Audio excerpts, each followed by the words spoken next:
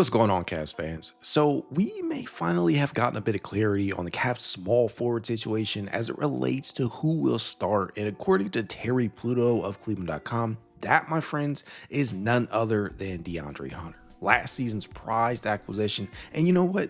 That's a good choice. But before we get into this, do your boy a favor and smash that like button, subscribe to keep the NBA content coming, and hit that notification bell so you stay locked in all offseason. Let's dive in. I mean, this was always likely, right? Even before Max Strus was rolled out due to surgery. Now, what I will say is that Pluto did technically leave the door open a bit by saying, and I quote, unless there is a change of plans.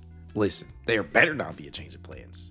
You don't make that trade unless you are eventually planning on making him the starter. The Cavs are paying him like one after all. He is due to make roughly $23.3 million this upcoming season, the fourth most on the team. Get his ass out there in the starting lineup.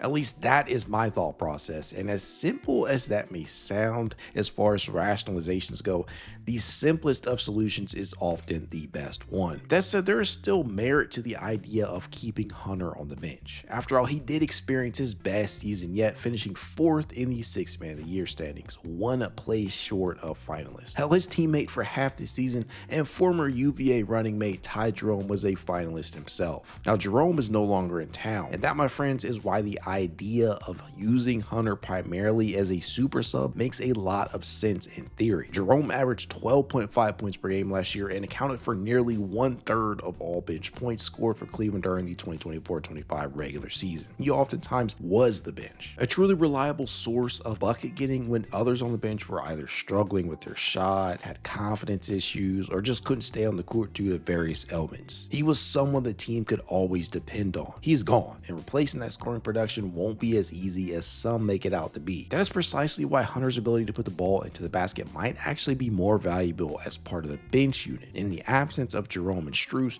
Hunter becomes one of the only reliable creators outside of Darius, Garland, and Donovan Mitchell. Evan Mobley is well on his way. Craig Porter Jr. is mostly unproven. Ditto for Jalen Tyson. And volume scoring isn't and has never truly been Lonzo Ball's bag, and Larry Nance Jr. wasn't brought in to do so. That leaves De'Andre Hunter. Now we're going to get to Sam Merrill in a bit too. And if they find out that they are struggling to put points on the scoreboard early on, I could definitely see head coach Kenny Atkinson moving Hunter into a role that he is much more familiar with. Of the 27 games he stood up for during the regular season with Cleveland, he started just 5. As a reserve, he averaged 13.8 points, 3.8 rebounds, and 1.5 assists while shooting 50.7% from the field, including 42.1% from three-point range on 9.6 field goal attempts. As a starter, he averaged 16.4 points, 5.8 rebounds, and 1 assist while completing just 40.7% of his field goals, including 44.4% of his three-point attempts on 11.8 field goal attempts per contest. His counting stats were up as a starter, but his efficiency was way down. Something else that must be taken into consideration is flat out position. De'Andre Hunter played roughly 71% of his minutes at power forward last season upon joining the Cavaliers.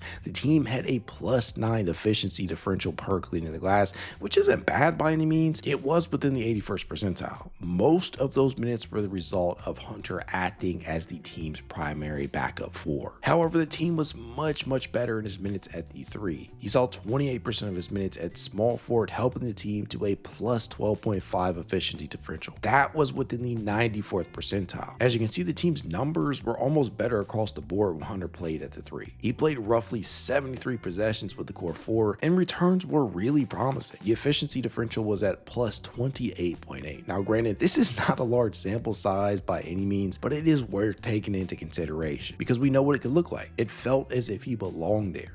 23 points for Edwards. Mobley tracks down the lead pass from Garland. Hunter's in the corner. He's got it. Oh, a nice job by Evan.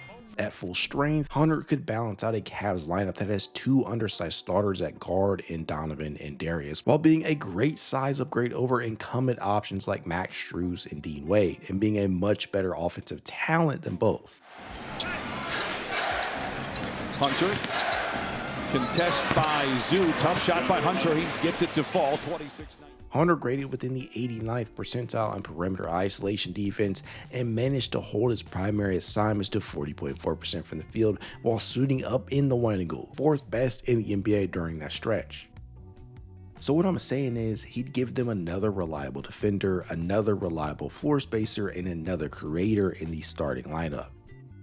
Now, this could come at the cost of sapping the Cavaliers of some secondary or tertiary playmaking that they get out of playing Strus beside the bigs though. Whether you are a fan of Max occupying that role or not, one of the things that you can't really deny is his very visible on-court chemistry with those two, especially Jarrett Allen. I've talked about this time and time again. Now, I've never truly considered Hunter to be an above average passer or playmaker, but I will be interested in seeing him continue to develop enough chemistry with his front court mates. If he does start, and I believe he will, I think those assist numbers go up by virtue of him being more off ball. He received the 7th most touches per game for any Cavalier last season upon being acquired at 32.7 per contest. I think we could actually see him up around 42 come the 2025-26 campaign because of the aforementioned absences of Strus and Garland.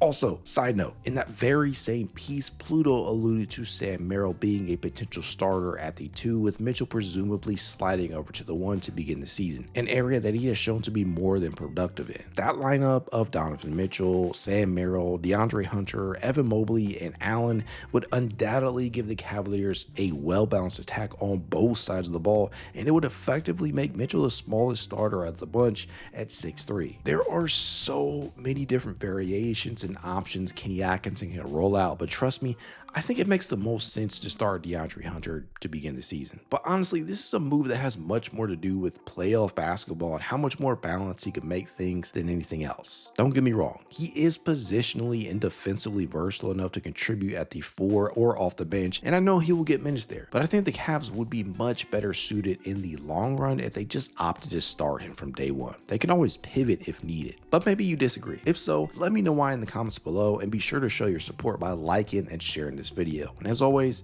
go Cavs. Feeds Hunter.